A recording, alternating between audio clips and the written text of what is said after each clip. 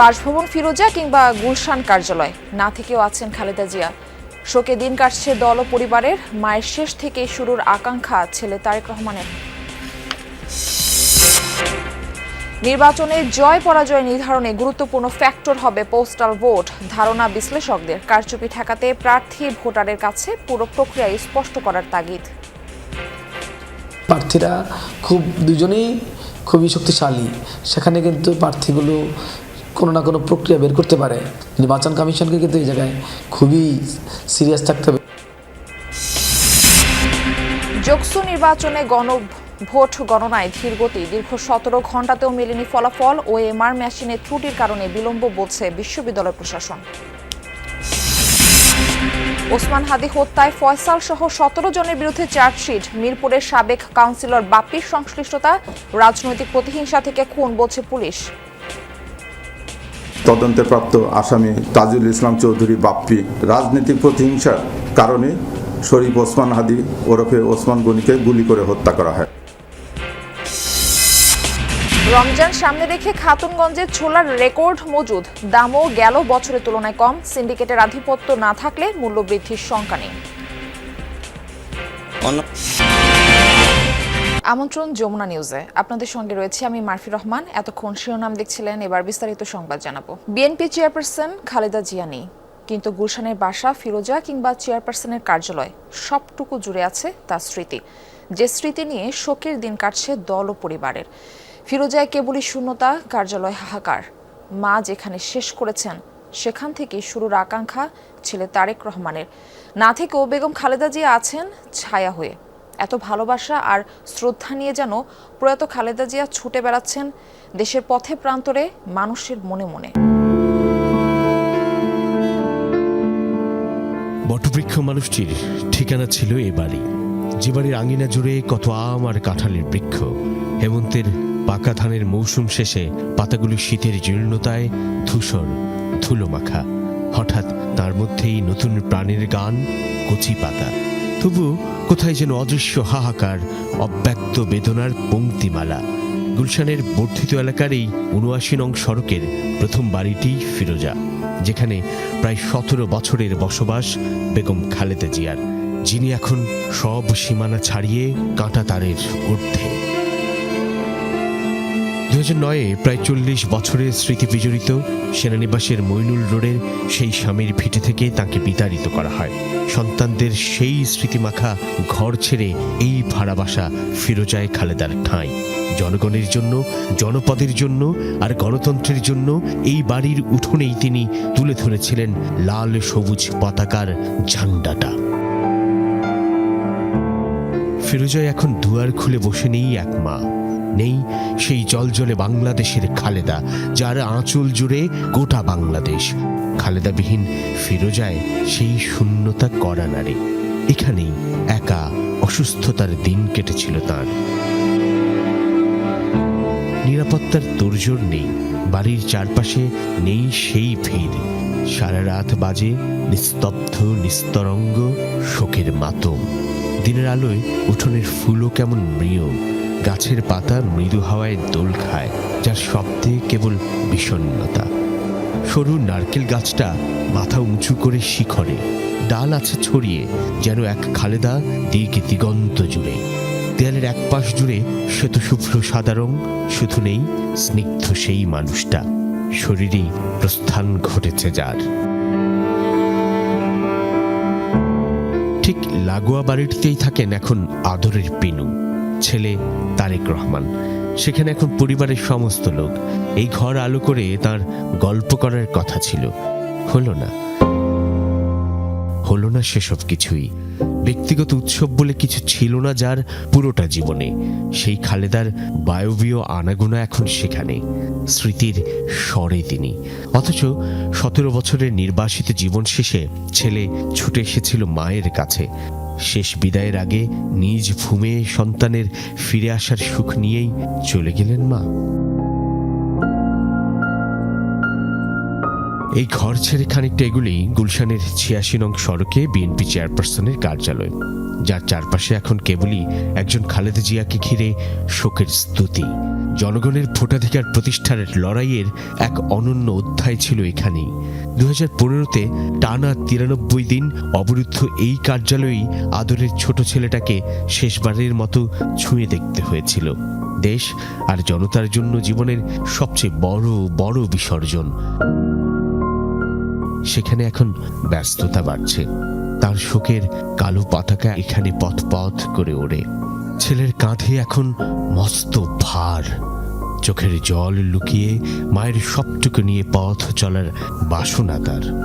যে জনতার জন্য খালেদা জিয়ার সারাটা জীবন নিঃসংকোচে নিঃস্বার্থভাবে উৎসর্গ করে দেয়া, যার শেষ যাত্রায় ইতিহাসের নজিরবিহীন উপস্থিতি, একমাত্র জীবিত সন্তানটি নিশ্চয়ই আপ্লুত তাতে। কি করে এড়াবে ছেলে মানুষের সেই আকাঙ্ক্ষা?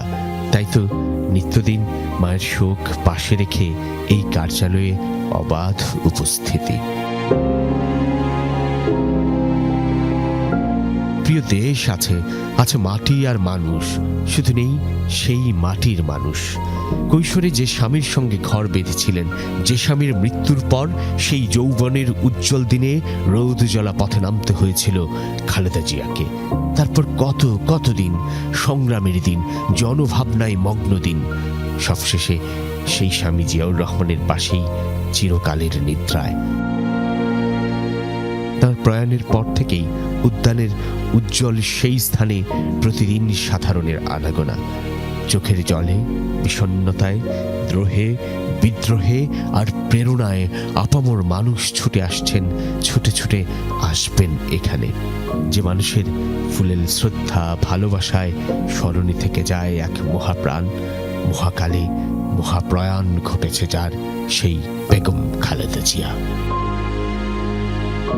সাইফুদ্দিন রবিন, যমুনা নিউজ, ঢাকা। বিএনপির ভারপ্রাপ্ত চেয়ারম্যান তারেক রহমানের সাথে সাক্ষাৎ করেছেন ইউরোপীয় ইউনিয়নের প্রতিনিধি দল, যেখানে আসন্ন নির্বাচন, বিদেশি পর্যবেক্ষকদের নিরাপত্তা সহ দ্বিপাক্ষিক সহযোগিতা সহ নানা বিষয়ে আলোচনা হয়। নির্বাচনে ইইউ বিপুল সংখ্যক পর্যবেক্ষক পাঠানোর সিদ্ধান্ত নিয়েছে বলেও জানানো হয়।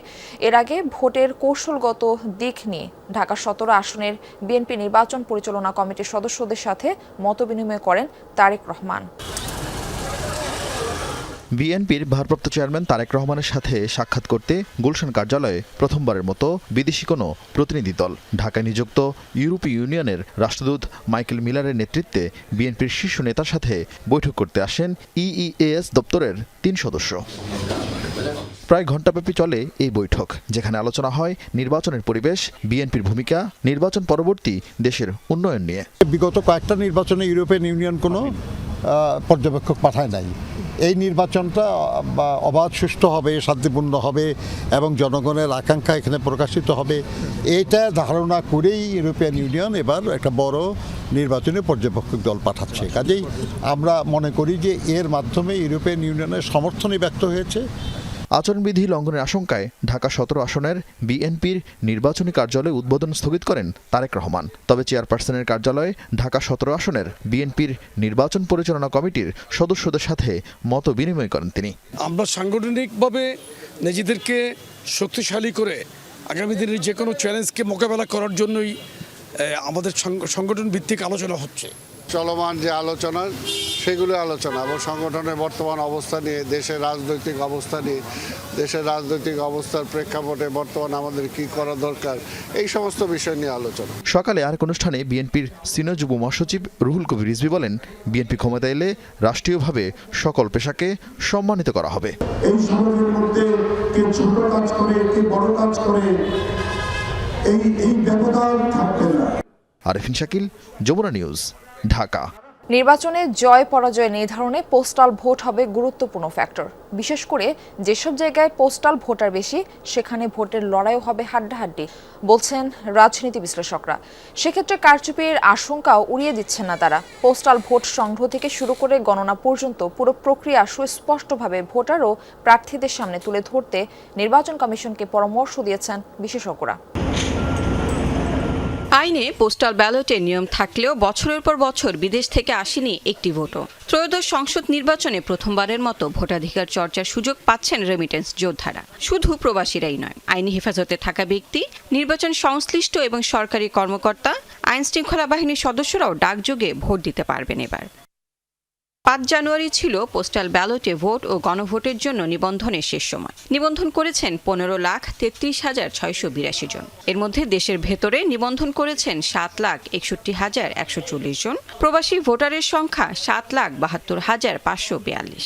123টি দেশে থাকা প্রবাসীরা পোস্টাল ব্যালটে ভোট দিতে নিবন্ধন করেছেন। সৌদি আরব থেকে সবচেয়ে বেশি নিবন্ধন করেছেন 2,39,186 জন। এরই মধ্যে গণভোট ও সংসদ নির্বাচনের ব্যালট পেপার ভোটারদের কাছে পাঠানো শুরু হয়েছে। প্রতীক বরাদ্দের পর ডাকযোগে ভোট পাঠাতে পারবেন প্রবাসীরা। কুমিল্লা, ঢাকা, চট্টগ্রাম বিভাগে পোস্টাল ভোটারের সংখ্যা বেশি। বিশেষ করে ফেনী 1, 2, 3, চট্টগ্রাম 15, কুমিল্লা 5, 6, 11, নোয়াখালী 1 ও 3, সিলেট 1 আসন সহ 18টি জেলায় ভোটার সংখ্যা 10,000-এর উপরে। এই ভোটগুলি যেসব আসনে হাড্ডাহাড্ডি লড়াই হবে সেখানে জয় পরাজয় ভূমিকা রাখবে মনে করছেন এই বিশেষজ্ঞ।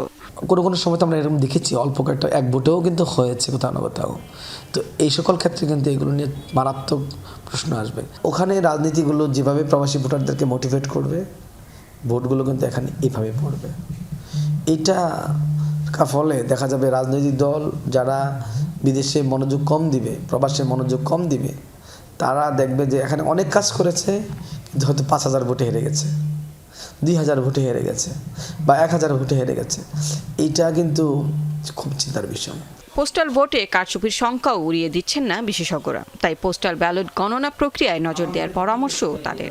যে সকল আসনগুলোতে প্রার্থীরা দুজনেই খুবই শক্তিশালী, সেখানে কিন্তু প্রার্থীগুলো কোনো না কোনো প্রক্রিয়া বের করতে পারে, তারাও নিজেরা ইনোভেট করতে পারে যে কীভাবে পোস্টাল ভোটটাকে আমি অ্যাবিউজ করতে পারি। নির্বাচন কমিশনকে কিন্তু এই জায়গায় খুবই সিরিয়াস থাকতে হবে। প্রত্যেক রিটার্নিং অফিসার বলবে আমি এতগুলো ব্যালট পেপার ইস্যু করেছিলাম, আমার এতগুলো ব্যালট পেপার এই মুহূর্তে এসে পৌঁছেছে, আমাকে গণনা করতে হবে। ইলেকশন কমিশনের নির্দেশনা অনুযায়ী এই টাইমের মধ্যে গোপনীয়ভাবে না করে তাহলে এটার প্রশ্ন ওঠার সুযোগ সবাই তো দেখছে। এর আগেও 24-এর নির্বাচনে পোস্টাল ব্যালট উৎসাহিত করতে এই প্রক্রিয়ায় ভোট দিয়েছিলেন রাষ্ট্রপতি। তবে পদ্ধতিগত ঝামেলায় কাজে আসেনি সে উদ্যোগ। লাভলি বিথি, যমুনা নিউজ, ঢাকা। রাতভর গণনা করেও যোগসুর ফল ঘোষণা করতে পারেনি জগন্নাথ বিশ্ববিদ্যালয় প্রশাসন। জগন্নাথ বিশ্ববিদ্যালয় ছাত্র সংসদ যোগসু নির্বাচনের ভোট গণনা কয়েক ঘন্টা বন্ধ থাকার পর রাত 12:30টার আবারও শুরু হয় গণনা। ফলাফলের অপেক্ষায় নির্ঘুম রাত কাটিয়েছে শিক্ষার্থী ও প্রার্থীরা। গণনা শুরুতেই ওএমআর মেশিনের ত্রুটিতে আটকে যায় ভোট গণনা। এরপর মধ্যরাতে আবার ভোট গণনা শুরু হলেও ছিল ধীরগতি। প্রথমে নৃবিজ্ঞান কেন্দ্রের ভোট ম্যানুয়ালি ও ডিজিটাল দুভাবেই গণনা করা হয়। এরপর মেশিনে গণনার ফলাফল সঠিক আসায় আবারও মেশিনেই গণনা কার্যক্রম শুরু হয়। এর আগে মঙ্গলবার সকাল 9টা থেকে শুরু হয় যোগসুর নির্বাচনের ভোট গ্রহণ চলে বিকাল 4টা পর্যন্ত। এরপর মোট 39 কেন্দ্রের ব্যালট গণনার জন্য নেওয়া হয় কেন্দ্রীয় অডিটোরিয়ামে। 21 বছর আগে প্রতিষ্ঠিত হয় এই বিশ্ববিদ্যালয়ে এবারই প্রথম অনুষ্ঠিত হলো ছাত্র সংসদ নির্বাচন। জগন্নাথ বিশ্ববিদ্যালয়ে আছেন আমাদের সহকর্মী শামীম রেজা। বিস্তারিত জানাতে আমাদের সঙ্গে যুক্ত হচ্ছেন তিনি। শামীম, শুরুতে তো ওএমআর মেশিনের ত্রুটির কারণে ভোট গণনা বন্ধ ছিল কিছুক্ষণ, তারপর এখন কোন পর্যায়ে রয়েছে গণনা এবং কখন নাগাদ এর ফলাফল পাওয়া যেতে পারে? হ্যাঁ মারফি, যোগসুর ফল ঘোষণা বেশ ধীর গতিতেই আসলে চলছে। 39টি কেন্দ্রের মধ্যে এখন পর্যন্ত মাত্র 4টি কেন্দ্রের ফল ঘোষিত হয়েছে। সেই ফলেও অবশ্য এখন পর্যন্ত ছাত্র শিবির ঘোষিত যে প্যানেল, সেই প্যানেলই এগিয়ে আছে। এখন 5ম কেন্দ্রের ফল গণনা শুরু হয়েছে। তবে এখন পর্যন্ত যে ভাবে ফল আসলে ধীর গতিতে গণনার কাজ চলছে, সেই হিসেবে আসলে সম্পূর্ণ ফল পেতে সন্ধ্যা হয়ে যাবে এটা বলাই যায়। এবং এখানে আসলে গতকাল সন্ধ্যায় আসলে ফল গণনা যখন শুরু হয়, এর কিছুক্ষণের মধ্যে ওএমআর মেশিনের যান্ত্রিক ত্রুটির কারণেই ফল গণনা প্রায় 3.5 ঘন্টারও বেশি সময় স্থগিত থাকে, যার ফলে আসলে এই বেশ লম্বা সময় ফল গণনা স্থগিত থাকার কারণেই আসলে এই ফল ঘোষণা আরও দেরি হয়, বিলম্বিত হয়। এবং এখন এক পর্যায়ে দেখা যায় যান্ত্রিকভাবে ফলাফল আবারও গণনা শুরু হলেও আবারও যান্ত্রিক ত্রুটির কারণে সেটা স্থগিত করে আবারও ম্যানুয়ালি ভোট গণনা চলছে। সুতরাং সবকিছু মিলিয়ে আসলে ভোট গণনা বেশ ধীর গতিতেই চলছে। সুতরাং শামীম রেজা, আপনি আমাদের সঙ্গে থাকুন, ধন্যবাদ আপনাকে। ইনকিলাব মঞ্চের মুখপাত্র ওসমান হাদি হত্যায় ফয়সাল সহ 17 জনকে অভিযুক্ত করে চার্জশিট দিয়েছে ডিবি। জানিয়েছে মিরপুরের সাবেক কাউন্সিলর যুবলীগ নেতা তাইজুল ইসলাম চৌধুরী বাপ্পির সংশ্লিষ্টতা মিলেছে। রাজনৈতিক প্রতিহিংসা থেকে এই হত্যাকাণ্ড। এক ব্রিফিংয়ে জানানো হয় শুটার ফয়সাল, বাপ্পি সহ চার্জশিটে নাম থাকা 6 জন পলাতক। আসামিদের সম্পৃক্ততা তদন্তগুলো প্রমাণিত হয় এজাহার নামে পলাতক আসামি ওসমান হাদিকে গুলি করার প্রায় 1 মাসের মাথায় মামলার চার্জশিট দিয়েছে ডিবি পুলিশ। টিমকে গুলি করা এজাহার নামে পলাতক আসামি ফয়সাল মাসুদ নিষিদ্ধ ঘোষিত ছাত্রলীগের রাজনীতির সাথে জড়িত ছিলেন। মঙ্গলবার ব্রিফিংয়ে ডিবি জানায় হত্যার মোটিভ রাজনৈতিক প্রতিহিংসা, প্রতিশোধ। আওয়ামী লীগকে নিয়ে মন্তব্যের প্রতিশোধ নিতে হাদিকে হত্যা বলছে পুলিশ। হত্যাকাণ্ডে ঢাকা উত্তর সিটি কর্পোরেশনের 6 নম্বর ওয়ার্ডের সাবেক কাউন্সিলর তাইজুল ইসলাম চৌধুরী ওরফে বাপ্পির সংশ্লিষ্টতার বিবরণ অভিযোগপত্রে উল্লেখের কথাও জানানো হয় ব্রিফিংয়ে। শুটার ফয়সাল করিম মাসুদ ওরফে রাহুল ওরফে দাউদ এবং তার সহযোগী আলমগীর হোসেন দ্বয়কে পলায়নের বিষয়ে সার্বিক সহায়তাকারী তদন্তে প্রাপ্ত আসামি তাজুল ইসলাম চৌধুরী বাপ্পি পল্লবী থানা যুবলীগের সভাপতি ও ঢাকা উত্তর সিটি কর্পোরেশনের 6 নং ওয়ার্ডের আওয়ামী লীগ মনোনীত নির্বাচিত কাউন্সিলর ছিলেন। কাজে আসামিদের রাজনৈতিক পরিচয়, ভিকটিমের পূর্ববর্তী বিভিন্ন রাজনৈতিক বক্তব্য থেকে তদন্তে প্রকাশ পায় যে রাজনৈতিক প্রতিহিংসার কারণে শরীফ ওসমান হাদি ওরফে ওসমান গনিকে গুলি করে হত্যা করা হয়। অভিযুক্ত 17 জনের মধ্যে গ্রেফতার করা গেছে 11 জনকে। মূল আসামি ফয়সাল, আলমগীর আর বাপ্পি ধরাছোঁয়ার বাইরে। আর পলাতক ফয়সালকে পালাতে সহায়তাকারী ফিলিপ, ফয়সালের বোন জেসমিন ও বোন জামাই মুক্তি মাহমুদ। আর শুটার ফয়সালের ভিডিও বার্তাগুলো সঠিক বলে ফরেনসিক পরীক্ষায় নিশ্চিত হয়েছে ডিবি। ব্যালিস্টিক রিপোর্ট পজিটিভ এসেছে। ওটা পজিটিভ এসেছে, যে সমস্ত ভিডিও ফুটেজ হয়েছে ওটা যে অরিজিনাল ছবি এটাও পজিটিভ হয়েছে। এই রিপোর্টগুলো আমরা হাতে পাওয়ার পরে আমরা চার্জশিট, টোটাল 17 জনের বিরুদ্ধে আমরা চার্জশিট দিয়েছি বলতে। এই 17 জনকে জিজ্ঞাসাবাদ করে তাদের তথ্য প্রমাণ এটা তদন্ত করে আমরা যেটা পেয়েছি আমরা সেই অবস্থানে আছি। আদালতে জমা দেওয়া চার্জশিট আমলে নিয়ে বিচার শুরুর আদেশ দেবেন বিচারক। পুলিশ বলছে পলাতকদের গ্রেফতারের চেষ্টা চলমান থাকবে, একই সাথে চলবে বিচারিক প্রক্রিয়া। আদালতে গিয়েছে, বিচার কার্য শুরু হলে পরবর্তী কার্যক্রম অবশ্যই গ্রহণ করা হবে। রাব্বি সিদ্দিকী, যমুনা নিউজ, ঢাকা। রমজান সামনে রেখে খাতুনগঞ্জে ছোলার রেকর্ড পরিমাণ মজুত করেছেন আমদানিকারকরা। আন্তর্জাতিক বাজারে ছোলার বুকিং দর স্থিতিশীল আর আমদানি শুল্ক শূন্য থাকায় ছোট বড় অনেক ব্যবসায়ী এবার এলসি খুলেছেন। তাই ছোলা আমদানিতে সংকট নেই, দামও গেল বছরের তুলনায় অনেক কম। ঢাকার পাইকারি ব্যবসায়ী আর আড়তদাররা বলছেন সিন্ডিকেটের আধিপত্য না থাকলে রমজানে ছোলার দাম বাড়ার কোনো শঙ্কা নেই। প্রায় 5 দশক ধরে পুরান ঢাকার শ্যামবাজারে মুদি দোকান চালান শম্ভুবাবু। রমজানের বাকি আর মাস দেড়েক, তাই এখন থেকে প্রস্তুতি নিচ্ছেন তিনি। রোজা আসলেই বেড়ে যায় ছোলার চাহিদা, সে কথা মাথায় রেখেই পর্যাপ্ত যোগান রেখেছেন দোকানিরা। বলছেন ছোলার দাম এবছর কিছুটা কম, কেজি প্রতি বিক্রি হচ্ছে 90 থেকে 100 টাকাতেই, যা গেল বছরের তুলনায় অন্তত 30 থেকে 40 টাকা কম। ছোলার দাম বাজার পড়ে গেছে গা, যে ছোলা ছিল কিছুদিন আগে 100 টাকা পাইকারি হোলসেলে, সেটা হিসাব হচ্ছে আজকের কথা বলছেন হিসাব হচ্ছে 75 টাকা, 25 টাকা কমে গেছে কেজিতে।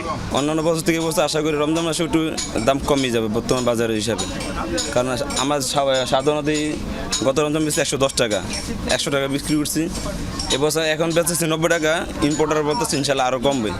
রাজধানীর এই খুচরা দোকানগুলোতে ছোলা সরবরাহ করা হয় পুরান ঢাকার মৌলভীবাজার আর চকবাজারের ডালপট্টি থেকে। আড়তদাররাও বলছেন এবছর চাহিদার তুলনায় যোগান পর্যাপ্ত, রমজানেও নেই সংকটের সম্ভাবনা, দাম বাড়ারও কোনো শঙ্কা নেই। প্রচুর মাল আছে, মালের অভাব নেই, মানে আগে তো বহুত দাম কম হবে, চাহিদা যা ছিল একটু বেশি মাল আছে। রমজানের আগে দাম বাড়ার কোনো সম্ভাবনা আছে? না, কম মাল পড়বে, বাড়বে না। ছোলার চাহিদার 80% উপর আমদানি করে মেটানো হয়।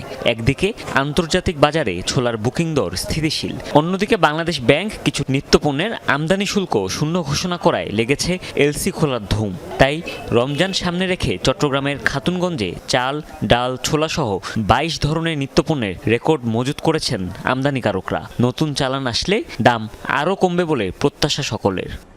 অন্যান্য বছরের তুলনায় আপনার 5 গুণ বেশি। ওই জন্য আপনার অস্ট্রেলিয়াতে আপনার ছোলার দামটা কমে গেছে অলরেডি। আগের যে ছোলা আমরা প্রতি টন ইম্পোর্ট করতাম আপনার $650, বর্তমানে সেটা $480 থেকে $500 মধ্যে দাঁড়িয়েছে। আর এলসি সুবিধা আগে সরকারের তুলনায় বর্তমানে সরকারের সুবিধা একটু বাড়ছে, সেই জন্য অনেক নতুন নতুন আমদানিকারক তারা অনায়াসে আমদানি করতে পারতেছে। বাংলাদেশে ছোলার বার্ষিক চাহিদা 2 থেকে 2.5 লাখ টন। শুধু রমজানেই প্রয়োজন হয় 80,000 থেকে লাখ টন ছোলার।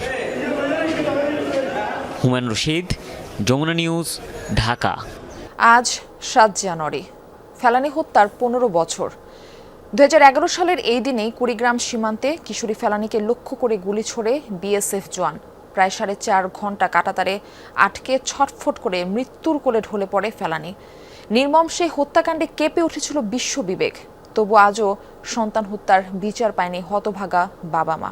বাংলায় পারে বাংলা মাঝখানে কাটাতা, গলি খেয়ে ঝোলে থাকলে ফেলানি বলো তো 10 টাকা।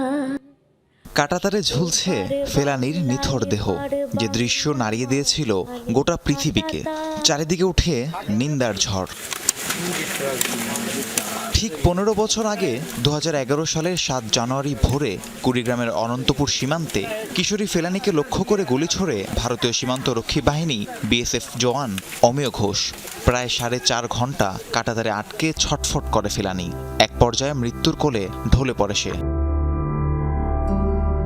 এরপর একে একে গড়িয়েছে 15টি বছর। বিচারের নামে চলে বিএসএফ এর বিশেষ কোর্ট ও ভারতীয় আদালতের প্রহসন। হতভাগা বাবা মায়ের প্রশ্ন, কবে মিলবে বুকের মানিক হারানোর সুবিচার? কবে শাস্তির আওতায় আসবে ফুলের মতো ফেলানীর হত্যাকারী? আমার মেয়ে কাঁটাতারের মধ্যে ঝুলে গুলি করে মারছে। আশা করে আছি যে বিচার হবে, কিন্তু আজও যাবত আমি বিচার পাইনি। যে সরকারি আসুক, আমার ফেলানির বিচার যেন হয়। আমার ফেলানির বিচারটা হইলে তাহলে আমার মতো কারো সন্তান আর ওই কাঁটাতারের মধ্যে গুলি খেয়ে ঝুলে থাকবে না। 15 বছর দেখতে আছি, কাঁদতেছি, শুনতেছি, কিন্তু অমেয় ঘোষের সর্বোচ্চ শাস্তি হয় না। আমার মেয়ের ফেলানির 15টা বছর হয়ে গেল, আমি আজ বিচার পাইনি। এখন আমি বিচার অপেক্ষায় আছি, সেই ফেলানির বিচারটা আমি পাবো। আমি এখনো শুনতেছি কাঁটাতারের মানুষ অনেক মারা যাইতেছে সীমান্তে। আমি এটা দেখতে চাই না, আমি সীমান্ত হত্যা বন্ধ চাই। ফেলানী হত্যার বিচার না পেয়ে বহুবার হয়েছে বিক্ষোভ, মানববন্ধন। সবশেষ গত বছর সীমান্ত অভিমুখে হয় মার্চ ফর ফেলানী কর্মসূচি। তবুও নির্মম হত্যাকাণ্ডের বিচার হয়নি। এতে ক্ষুব্ধ এলাকাবাসী ও আইনজীবীরা। 15 বছর থেকে এই বিচারটা ইন্ডিয়াতেও ঝুলতেছে, কিন্তু এটার কোনো সমাধান হয় না। 15 বছর হয়ে গেল, আজ পর্যন্ত আমরা সঠিক বিচার পাইনি। গ্রামবাসী হিসেবে আমাদের দাবি যাতে আমরা সঠিক বিচার পাই। ভারত সরকার দ্রুত এই আপিলটি নিষ্পত্তি করে এই ফেলানী হত্যাকাণ্ডের সঙ্গে জড়িত এবং দায়ী যে সদস্য, বিএসএফ সদস্য, তাকে দৃষ্টান্তমূলক শাস্তি প্রদান করা হোক। পট পরিবর্তনের পর নতজানু পররাষ্ট্রনীতি বদলের উদাহরণস্বরূপ রাজধানীর গুলশান 2 থেকে প্রগতি সরণি পর্যন্ত সড়কের নতুন নাম ফেলানী এভিনিউ করা হয়। 1 কিলোমিটার দীর্ঘ এই গুরুত্বপূর্ণ সড়ক ঘেঁষে ভারতীয় দূতাবাস সহ অন্তত 7টি দূতাবাস রয়েছে। রাহিম সারোয়ার, যমুনা নিউজ। এক সপ্তাহ ধরে গোপালগঞ্জে মৃদু ও মাঝারি ধরনের শৈত্যপ্রবাহ বইছে। জেলায় আজ পর্যন্ত সর্বনিম্ন তাপমাত্রা 7 ডিগ্রি সেলসিয়াস রেকর্ড হয়েছে। তীব্র শীতে ব্যাহত হচ্ছে বোরো আবাদ। এতে জমিতে ধানের চারা রোপণ পিছিয়ে পড়ার শঙ্কায় আছেন চাষিরা। তবে কৃষি বিভাগের আশা, দ্রুতই কেটে যাবে প্রতিকূল আবহাওয়া, তখন আর সমস্যা থাকবে না বোরো আবাদে। দেশ জুড়ে তীব্র শীতের দাপটে বিপর্যস্ত জনজীবন। সবচেয়ে ভোগান্তিতে খেটে খাওয়া মানুষ। কনকনে ঠান্ডা আবহাওয়ার বিরূপ প্রভাব পড়েছে কৃষিতে। সেই সাথে বাড়ছে ঠান্ডাজনিত নানা রোগও। পৌষের শেষ সময়ে যখন বোরো রোপণে ব্যস্ত সময় কাটে কৃষকের, সেখানে এখন দিনের বেশিরভাগ সময় কুয়াশা থাকায় ব্যাহত হচ্ছে আবাদ। শুধু তাই নয়, টানা কয়েকদিন ধরে সূর্যের দেখা না মেলায় নষ্ট হচ্ছে বোরো ধানের বীজতলা। ভারী ঠান্ডা পড়ে, তার মধ্যে তো রাতি হবে, হাত পাও কালাই যায়, বুকে ব্যথা করে। আমাকে হাতে পায়ে বাত আসে, হাতে পায়ে ঝিনঝিন হয়ে যায়, আমাকে জ্বর আসে। জলের ভিতর নামলে, পানিতে নামলে হাত কুড়া হয়ে আসে, তারা গিরিয়ে বড় বয়ে জমা হয়ে থাকে। হাড় কাঁপানো শীতে বাড়ছে ঠান্ডাজনিত রোগের প্রকোপ। রোপণ কাজ করার জন্য মাঠের জমে থাকা পানিতে নামতে পারছেন না কৃষকরা। ফলে বোরো উৎপাদন আর ফলন পিছিয়ে পড়া নিয়ে দুশ্চিন্তায় চাষি। শীত উপেক্ষা লাগাতে হচ্ছে, কারণ জমির ফলন কমে যায় যদি আমরা দেরি করে লাগাই। বীজ তোলা একটা সময় থাকে, সেই সময়টা তো পাড়ায় গেলে তো এতে ক্ষতি হওয়ার সম্ভাবনা থাকে। আগে লাগালে আমাদের জমিটা আগে কাটা পড়ে, এই জন্য আমরা এই আবহাওয়ায় কাজ করি। কৃষি বিভাগের পরামর্শ অনুযায়ী রোপণ করা গেলে এ বছরও বোরো আবাদের লক্ষ্যমাত্রা পূরণে আশাবাদী এই আবহাওয়াবিদ। যদি আবহাওয়া 2-1 দিনের মধ্যে ভালো হয়ে যায় তাহলে আমরা আশা করি আমাদের কৃষকরা ক্ষতিগ্রস্ত হবেন না। তবে যদি আবহাওয়া এরকম কন্টিনিউ করতে থাকে তাহলে হয়তো আমাদের কৃষকদের আরো পরামর্শ দিতে হবে যেন তারা এখান থেকে ওভারকাম করে রাখতে পারেন। চলতি বোরো মৌসুমে গোপালগঞ্জে আবাদের লক্ষ্যমাত্রা ধরা হয়েছে ৮২,৫৩২ হেক্টর জমিতে। একদিকে ফসল আবাদ পিছিয়ে পড়ার আশঙ্কা, অন্যদিকে অসুস্থতার ভয়। শীতের এই দ্বিমুখী প্রভাব মোকাবিলায় সরকারি সংস্থার কার্যকর ভূমিকা চান কৃষকেরা। আফরোজা লামিয়া, যমুনা নিউজ। আমরা যাচ্ছি রংপুরে, সেখানে রয়েছেন আমাদের সহকর্মী মাজহারুল মান্নান। মাজহারুল মান্নান, রংপুরে শীতের তীব্রতা কেমন দেখছেন? সেখানে কুয়াশা কেমন পড়েছে এবং সেখানকার যে ছিন্নমূল মানুষরা রয়েছেন তাদের কথাটাও আমাদের একটু জানাবেন। মারফি, শীতে তো আপনি জানেন যে গেল প্রায় 11-12 দিন থেকে একেবারে নাস্তানাবুদ হয়ে পড়েছে রংপুর অঞ্চলের যে শীতের পরিস্থিতি, অর্থাৎ মানুষ তো একেবারেই তারা কাবু হয়ে পড়েছেন জবুথুবু। তার পাশাপাশি যে গৃহপালিত যে জন্তুগুলো আছে তাদেরও কিন্তু অবস্থা খুবই খারাপ। তবে আজকে একটু আশার কথা দিয়ে শুরু করি। কিছুক্ষণ আগে কিন্তু সূর্যের দেখাটি মিলেছে। আমি যদি আপনাকে একটুখানি দেখাতে পারি যে আমরা রংপুর মহানগরীর শাপলা চত্বরে আছি, এখানে কিন্তু শীত এই যে সূর্য উকি দিয়েছে, কিন্তু সূর্যের যে তাপের বিষয়টি সেটি কিন্তু এখনো অনুভূত হচ্ছে না। আর যে কথাটি বলি যে শীতে একেবারেই নাস্তানাবুদ হয়ে পড়েছে এই অঞ্চলের মানুষ, আমি আপনাকে যে তথ্যটি দিতে চাই, আজ ভোর 6টায় 8.6 ডিগ্রি সেলসিয়াস তাপমাত্রা রেকর্ড করেছে রংপুরের যে আবহাওয়া অফিস আছে, যেটি জানিয়েছেন সেখানকার যিনি মোস্তাফিজার রহমান, যিনি ইনচার্জ। এবং এ কারণে যেটি হয়েছে যে কাজকর্ম কমে গেছে। আপনি দেখেন যে আমি যদি আপনাদেরকে দেখাতে পারি, এভাবে প্রতিদিনের বিভিন্ন অঞ্চল থেকে এই যে নগরীর শাপলা চত্বরে এভাবে কাজের সন্ধানে লোক ছুটে আসেন, কিন্তু তারা কিন্তু কাজ পান না। আমরা যখন কথা বলছিলাম তারা যেটি বলছিল যে হয়তো 4-5 দিন পর পর কাজ হচ্ছে, অর্থাৎ কাজও কমে গেছে। আমরা রিক্সাওয়ালাদের সাথে কথা বলেছিলাম, তারা যেটি বলবার চেষ্টা করছেন যে লোকজন বের হচ্ছে না সেভাবে, সে কারণে তারা কাজের মধ্যে তাদের অনেক কষ্ট হচ্ছে এবং তাদের জীবনটাও খুবই কাহিল হয়ে পড়েছে। অর্থাৎ তাদের যে প্রতিদিন, অর্থাৎ তারা যদি দিনে টাকা আয় করতে না পারেন তাহলে তাদের সংসার চলে না, সে কারণে তারা অনেক বড় বিপাকে পড়েছেন। আরেকটি বিষয় বলি যে রংপুরের এই অঞ্চলে প্রচুর পরিমাণে শীত বস্ত্র অর্থাৎ কম্বলের অভাব দেখা দিয়েছে। আমরা যতটুকু জেনেছি যে সরকারিভাবে যে বরাদ্দটি এসেছে উত্তরাঞ্চলে, তার প্রয়োজনের তুলনায় শুধুমাত্র 1.25 ভাগ। খুবই দ্রুত গতিতে সরকারি বরাদ্দটি বাড়ানো প্রয়োজন এবং সরকারের পাশাপাশি বেসরকারি উদ্যোগে কম্বল দেওয়া প্রয়োজন বলে অনেকে জানিয়েছে। মাজহারুল মান্নান, আপনাকে ধন্যবাদ। দর্শক, আমরা আমাদের আরেক সহকর্মীকে দেখতে পাচ্ছি। আমরা যাচ্ছি নওগাঁয়, আমাদের সঙ্গে যুক্ত হচ্ছেন আমাদের সহকর্মী শফিক ছোটন। আমরা যাচ্ছি তার কাছেও। শফিক ছোটন, আমাদের নওগাঁর পরিস্থিতি জানাবেন। সেখানে তাপমাত্রা আজকে কত ডিগ্রিতে নামলো, জনজীবনে শীতের প্রভাব কেমন পড়েছে, এবং একই কথা আপনার কাছেও জানতে চাইবো ছিন্নমূল মানুষের কি অবস্থা দেখছেন, প্রশাসনের পক্ষ থেকে তাদের শীত বস্ত্র বিতরণের কোনো উদ্যোগ নেওয়া হয়েছে কিনা? মারফি, ধন্যবাদ আপনাকে। আপনার শেষ প্রশ্নের উত্তর দিয়ে শুরু করতে চাই। শীতে আসলে একেবারেই যখন জুবুথুবু মানুষ, তখন এখন পর্যন্ত সরকারিভাবে বেসরকারিভাবে এই অঞ্চলে যে শীতবস্ত্র বিতরণ হয়েছে সেটি তুলনামূলক একেবারেই কম, অর্থাৎ শতকরা যদি বলি যে 1 থেকে 1.5 ভাগ। সরকারিভাবে জেলা প্রশাসনের তরফে যেটি জানানো হয়েছে, তাদের চাহিদা 1 লাখ কম্বলের, সেখানে পাওয়া গেছে মাত্র 35 থেকে 40 হাজার কম্বল। সেটির বিতরণ কার্যক্রম চলছে। আর শীতের পরিস্থিতি যদি বলি যে 1 সপ্তাহ ধরে সূর্যের দেখা নেই। দুপুরের দিকে সামান্য সূর্যের দেখা কোনো কোনো দিন মিলেছে, কিন্তু সেটি উত্তাপ দিতে পারেনি, যার কারণেই শীতের যে তীব্রতা সেটি জেঁকে বসেছে। বিশেষ করে উত্তরের যে কনকনে ঠান্ডা বাতাস, সেই বাতাসে মানুষ জুবুথুবু হয়ে পড়েছে। যারা ছিন্নমূল খেটে খাওয়া শ্রমজীবী মানুষ, তারাই সবচেয়ে বেশি বেকায়দায়। অনেকে কাজে যেতে পারছে না, কাজে যোগ দিতে পারছে না, অনেকেই মানবেতর জীবনযাপন করছেন। এবং আবহাওয়া অফিস থেকে বলা হচ্ছে এই মাসে কয়েকবার এইরকম শৈত্যপ্রবাহ দেখা দিতে পারে, যার কারণেই প্রস্তুতি রাখতে হবে জোরে সোরে। বিশেষ করে সরকারিভাবে গরম কাপড় এবং খাদ্য সহায়তার বিষয়টি কিন্তু সচেতন নাগরিকরা বলছেন, যেহেতু অনেক শ্রমজীবী মানুষ কাজ করতে পারছে না। শফিক ছোটন, ধন্যবাদ আপনাকে আমাদের সঙ্গে যুক্ত হওয়ার জন্য। ব্রাহ্মণবাড়িয়া ৪ সংসদীয় আসনে বিএনপির 2 প্রার্থীর মনোনয়নপত্র বৈধ ঘোষণায় তৈরি হয়েছে বিভ্রান্তি। যাচাই বাছাই শেষে রিটার্নিং কর্মকর্তা সাবেক সংসদ সদস্য মুশফিকুর রহমান ও জেলা বিএনপির সদস্য কবির আহমেদ ভূঁইয়ার মনোনয়নপত্র বৈধ ঘোষণা করেন। এর আগে 2 জনকে আলাদাভাবে দলীয় মনোনয়নের চিঠি দেওয়া হয়।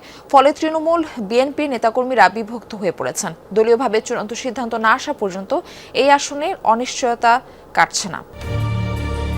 একটি আসন একটি প্রতীক, তবে প্রার্থী 2 জন। ত্রয়োদশ জাতীয় সংসদ নির্বাচনকে সামনে রেখে সীমান্ত ঘেঁষা ব্রাহ্মণবাড়িয়া 4 আসনে বিএনপির দলীয় মনোনয়ন ঘিরে তৈরি হয়েছে চরম বিভ্রান্তি ও অস্থিরতা। 3 নভেম্বর বিএনপি মহাসচিব মির্জা ফখরুল ইসলাম আলমগীর আনুষ্ঠানিকভাবে মুশফিকুর রহমানকে এই আসনে প্রার্থী হিসেবে ঘোষণার পর থেকেই শুরু হয় উত্তেজনা। মনোনয়ন পরিবর্তনের দাবিতে মাঠে নামেন কবির আহমেদ ভূঁইয়ার অনুসারীরা। দীর্ঘ আন্দোলনের পর 27 ডিসেম্বর বিএনপি চেয়ারপারসনের কার্যালয় থেকে সংযুক্তি 2 লেখা আরেকটি মনোনয়ন চিঠি সংগ্রহ করেন কবির আহমেদ ভূঁইয়া। এতে একই আসনে 2 জনের মনোনয়ন চিঠি ঘিরে বিভক্ত হয়ে পড়ে তৃণমূল বিএনপি। কসবা খাওড়া থেকে আপনার বিএনপি থেকে 2 জন প্রার্থীকে নমিনেশন দিয়েছে। আসলে দল যে নমিনেশন দিচ্ছে, আমরা সাধারণ মানুষ একটা বিভ্রান্তির ভিতরে আছি। এখানে 2 জনকে বৈধ দেওয়া হয়েছে। যারা বিএনপি করে তারা তো দ্বিধাদ্বন্দ্বে আছে। মনোনয়নপত্র যাচাই বাছাই শেষে শনিবার সাবেক সংসদ সদস্য মুশফিকুর রহমান এবং জেলা বিএনপির সদস্য কবির আহমেদ ভূঁইয়া 2 নেতারই মনোনয়নপত্র বৈধ ঘোষণা করেন রিটার্নিং কর্মকর্তা। তবে দল থেকে এখনও সুনির্দিষ্ট নির্দেশনা না পাওয়ায় কে পাচ্ছেন ধানের শীষ এই প্রশ্নে বিভ্রান্ত মাঠ পর্যায়ের কর্মীরা। 2 জনকে বৈধ ঘোষণা করছে, কবির সাহেব এবং মুশফিকুর রহমান ছাড়ো। বুঝছেন, আমরা অবশ্যই আমরা কোন দিকে যাব এটাই আমরা অনেক বড় ইয়াতে আছি। আমি চাই যে দল 2 জনের মনোনয়ন দিচ্ছে, তারপর 1 জনের চূড়ান্ত করো। এ ঘটনায় মুশফিকুর রহমান বলেন, দল থেকে তাকে মূল্যায়ন করে মনোনয়ন দিয়েছে। কসবা খাউড়ার মানুষের উন্নয়নে কাজ করে যাওয়ার অঙ্গীকার ব্যক্ত করেন এই নেতা। আমারটা যদি ক্যান্সেল হতো তাহলে তো আমি আসতাম না। 8 দফার ভিত্তিতে আমাদের মহিলাদের কর্মসংস্থান করা যায়, কীভাবে আমাদের বেকার সমস্যা দূর করা যায়, সেই সম্পর্কে আমার মনে হয় আমার এলাকা অর্থাৎ কসবা খাওড়ার জনগণ অবহিত। কবির আহমেদ ভূঁইয়া মনোনয়ন পাওয়ার বিষয়টি স্বীকার করে বলেন, বিগত 17 বছর নেতাকর্মীদের দুর্দিনে পাশে থাকায় দল তাকে মূল্যায়ন করেছে। তাকে মনোনয়ন দেওয়ার জন্য দলের ভারপ্রাপ্ত চেয়ারম্যান তারেক রহমানের প্রতি কৃতজ্ঞতা প্রকাশ করেন তিনি। জাতীয়তাবাদী দলের ভারপ্রাপ্ত চেয়ারম্যান জননেতা তারেক রহমানকে আমি কৃতজ্ঞতা জানাই যে তিনি আমাকে এমন একটা জিনিস উপহার দিয়েছেন। আমি মানুষকে এই মনোনয়ন পাওয়ার কারণেই কিন্তু আজকে আমি হয়তোবা আগামী দিনে মানুষের সেবা করার জন্য বৃহৎ পরিসরে সুযোগ পাবো ইনশাআল্লাহ। বিএনপির শক্ত ঘাঁটি হিসেবে পরিচিত এই আসনে মোট ভোটার 4,43,899 জন। গুরুত্বপূর্ণ এই আসনে দলীয় কোন্দল নির্বাচনী সমীকরণে বড় প্রভাব ফেলতে পারে বলে মনে করছেন স্থানীয়রা। জারিন অর্নি, যমুনা নিউজ। আইপিএল ছেড়ে দিলেও মুস্তাফিজকে লুফে নিল পাকিস্তান সুপার লিগ পিএসএল। সামাজিক যোগাযোগ মাধ্যমে ফিজকে নিয়ে দেয়া এক পোস্টে ব্যাটারদের সাবধান করেছেন লিগ কর্তৃপক্ষ। তবে বিশ্বের অন্যতম সেরা এই পেসার খেলবেন কোনো দলের হয়ে তা নিশ্চিত হবে ড্রাফটে। 26 মার্চ আইপিএল শুরুর দিনই শুরু হবে পিএসএল। 7 বছর পর কার্টার মাস্টার ফিজ ফিরছেন পাকিস্তানি লিগে।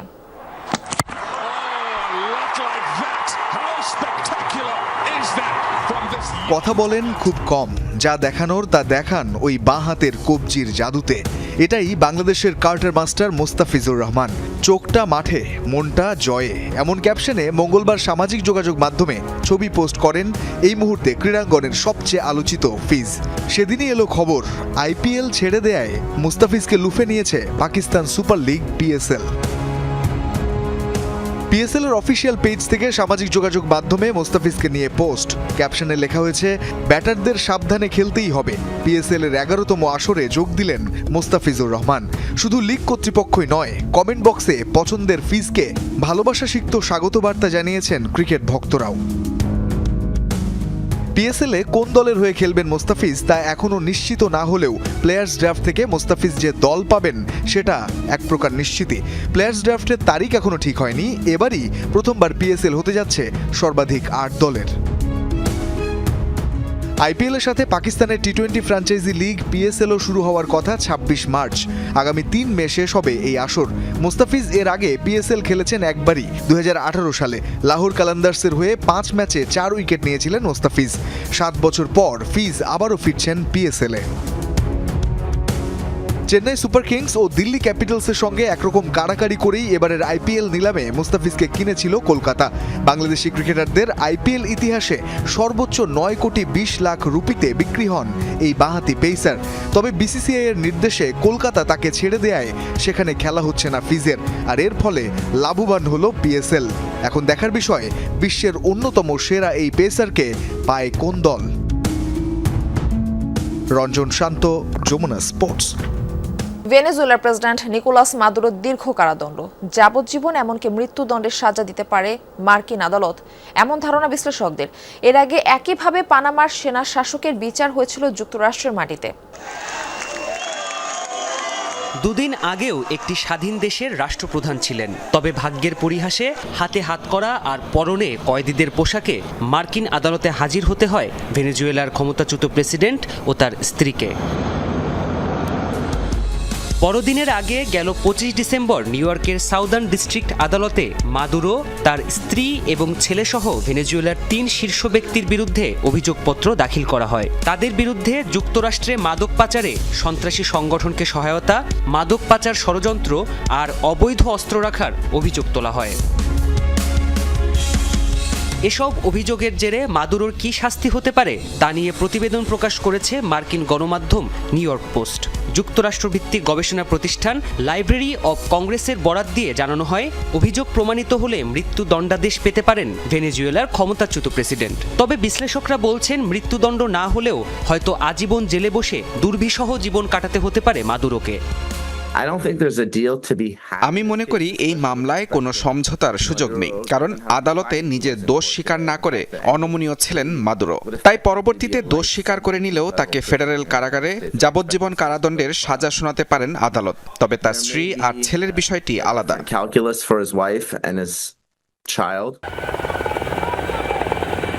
এদিকে ভেনেজুয়েলায় সামরিক অভিযান চালিয়ে মাদুরোকে অপহরণ আর নিউ ইয়র্কের আদালতে শাস্তির বিষয়টিকে 1989 সালের পানামায় চালানো মার্কিন অভিযানের সাথে তুলনা করছেন অনেকেই। সে সময়কার প্রেসিডেন্ট জর্জ H.W. বুশের নির্দেশে লাতিন আমেরিকার দেশটিতে অভিযান চালিয়েছিল মার্কিন সেনারা। আটক করা হয়েছিল দেশটির তৎকালীন সেনাশাসক ম্যানুয়েল নোরিয়েগাকে। মাদক আর অর্থ পাচারের অভিযোগে সে সময় তাকে 40 বছরের কারাদণ্ড দিয়েছিল মার্কিন আদালত। প্রাণপ্রতিম কুণ্ডু, যমুনা নিউজ। মিত্র নিকোলাস মাদুরোকে মার্কিন বাহিনী তুলে নিয়ে গেলেও এই ইস্যুতে একেবারেই মুখে কুলু পেটেছেন রুশ প্রেসিডেন্ট ভ্লাদিমির পুতিন। অথচ দক্ষিণ আমেরিকায় নিজের সবচেয়ে ঘনিষ্ঠ মিত্র হিসেবে ভেনেজুয়েলার প্রেসিডেন্টকে বিবেচনা করতেন পুতিন। বিশ্লেষকরা মনে করছেন, মার্কিন আগ্রাসন থেকে বাঁচতেই এমন গা বাজানোর নীতি নিয়েছেন পুতিন। তবে মাদুরো ইস্যুতে চোখ বন্ধ করে রেখেও পুতিন ট্রাম্পের আস্থা অর্জন করতে পারবে না বলেও মন্তব্য অনেক বিশ্লেষকের। লাতিন আমেরিকায় রাশিয়ার সবচেয়ে ঘনিষ্ঠ মিত্র হিসেবে বিবেচনা করা হয় ভেনেজুয়েলাকে। নানা সময় নিকোলাস মাদুরোকে মিত্র এবং কৌশলগত অংশীদার হিসেবে আখ্যাও দিয়েছেন রুশ প্রেসিডেন্ট ভ্লাদিমির পুতিন। রাশিয়ার সাথে কৌশলগত নিরাপত্তা চুক্তিও আছে ভেনেজুয়েলার। এত কিছু সত্ত্বেও ভেনেজুয়েলায় মার্কিন অভিযান আর মাদুরোকে তুলে নেয়ার ঘটনায় একেবারেই নিষ্ক্রিয় রুশ প্রেসিডেন্ট পুতিন। কোনো সামরিক পদক্ষেপ নেওয়া তো দূরের কথা, যেন মুখে কুলু পেটেছেন তিনি। এই ঘটনাকে রুশ পররাষ্ট্র মন্ত্রণালয়ের সশস্ত্র আগ্রাসন আখ্যা দিলেও পুতিন নিজে কোনো মন্তব্য করেননি। বিশ্লেষকরা বলছেন, যুক্তরাষ্ট্রের আগ্রাসী নীতি থেকে নিজেকে বাঁচাতেই নিশ্চুপ রুশ প্রেসিডেন্ট। পুতিনের কাছে গুরুত্বপূর্ণ বিষয় হলো ট্রাম্প তার কর্মকাণ্ডের মাধ্যমে একটি নতুন বিশ্ব ব্যবস্থা প্রতিষ্ঠা করতে চাইছেন। এই প্রক্রিয়ায় বিশ্ব ব্যবস্থা গঠিত হবে আন্তর্জাতিক আইনের ভিত্তিতে নয়, বরং সামরিক সক্ষমতার প্রয়োগে। তবে নিশ্চুপ অবস্থা পুতিনের জন্য ইতিবাচক ফল বয়ে আনবে না, এমনটাও মনে করছেন অনেকে। নীতির প্রশ্নে রাশিয়াকে কোনো ছাড় দেবে না যুক্তরাষ্ট্র। ভেনেজুয়েলা ইস্যুতে পুতিন চোখ বন্ধ করে রেখেছেন, কিন্তু এতে তিনি ট্রাম্পের আস্থা অর্জন করতে পারবেন না। পুতিনকে সবচেয়ে বেশি আতঙ্কিত করেছে এই বিষয়টি যে মাদুরোর ঘনিষ্ঠ মহলে এমন একজন ছিলেন যিনি মার্কিনদের কাছে তথ্য ফাঁস করেছিলেন, ফলে পুতিন সবার আগে নিজের নিরাপত্তা আরও জোরদার করেন। শুধু মাদুরোই নন, এর আগেও রাশিয়ার মিত্র হিসাবে যত নেতাদের উৎখাত করা হয়েছে সব ক্ষেত্রে নিশ্চুপ ছিলেন ভ্লাদিমির পুতিন। 2011 সালে ক্ষমতাচ্যুত হওয়া লিবিয়ার মুয়াম্মার গাদ্দাফি থেকে শুরু করে 2024-এ সিরিয়ার বাশার আল আসাদ, সব মিত্র রাষ্ট্রপ্রধানদের ক্ষেত্রেই নীরব দর্শকের ভূমিকায় ছিলেন পুতিন। মীর মুশফিকা হাসান, যমুনা নিউজ। সিরিয়ার আলেপ্পো প্রদেশে সরকারি বাহিনী ও কুর্দি নেতৃত্বাধীন সশস্ত্র গোষ্ঠী এসডিএফ এর ব্যাপক সংঘর্ষ হয়েছে। বন্দুকযুদ্ধে কমপক্ষে 6 জনের প্রাণ গেছে, তাদের মধ্যে শিশুসহ 3 জন বেসামরিক ও সিরীয় সেনা রয়েছে। সিরিয়া বিষয়ক পর্যবেক্ষক সংস্থা এসওএইচআর জানিয়েছে তথ্যটি। মঙ্গলবার এলাকার নিয়ন্ত্রণ নিয়াকে ঘিরে প্রদেশটির উত্তরাঞ্চলে দুপক্ষের সংঘাত শুরু হয়, যা পরে গোলাগুলিতে রূপ নেয়। ভারী গোলাবর্ষণ, মর্টার শেলিং ছাড়াও ছোড়া হয় রকেট। এতে অঞ্চলটিতে আতঙ্ক ছড়িয়ে পড়ে। পরিস্থিতি নিয়ন্ত্রণে উভয় পক্ষই অতিরিক্ত সেনা ও সরঞ্জাম মোতায়েন করে। কদিন আগে রাজধানী দামেস্কে আলোচনায় বসে এসডিএফ ও সরকারি বাহিনীর প্রতিনিধিরা। সিরিয়ায় মার্কিন সমর্থনপুষ্ট এসডিএফ নিয়ন্ত্রণাধীন এলাকায় সরকারি বাহিনীর উপস্থিতি ও প্রভাব বিস্তার নিয়ে সংঘাতের ঘটনা নতুন নয়।